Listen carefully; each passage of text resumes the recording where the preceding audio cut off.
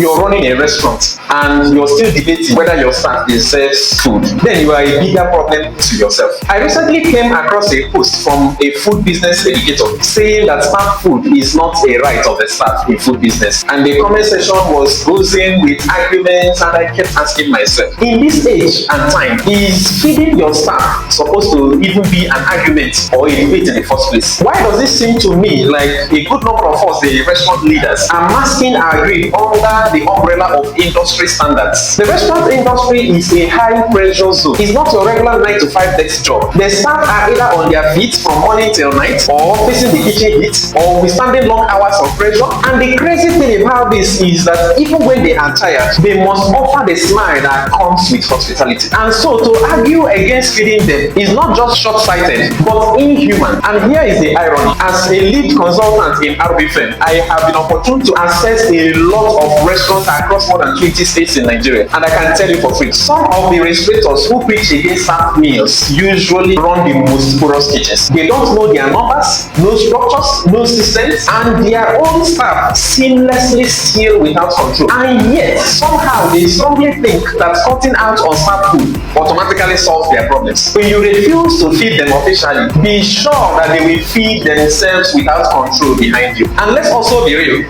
feeding doesn't eliminate stealing, but it reduces it. It creates fairness and it shows that you care. And most importantly, it humanizes your business and gives you the moral standing to be able to take accountable and direct measures on cases of theft. At the restaurant grooming firm, we always advise, if a staff works for approximately 6 hours, feed once. If a staff works for approximately 12 hours or more, feed twice. And this is not to say that you are tied to any of these conditions, but it shows fairness. Because at the end of the day, the culture of the business you run is a mirror of the kind of person you are. And that also determines the type of staff you eventually grow within the business. Salary is not enough. And if you want productivity, loyalty, and structure, you must invest in the welfare of your people. Staff feeding in restaurant business is never a charity. It's a fuel for productivity. But it must be properly structured and it must be properly carried out.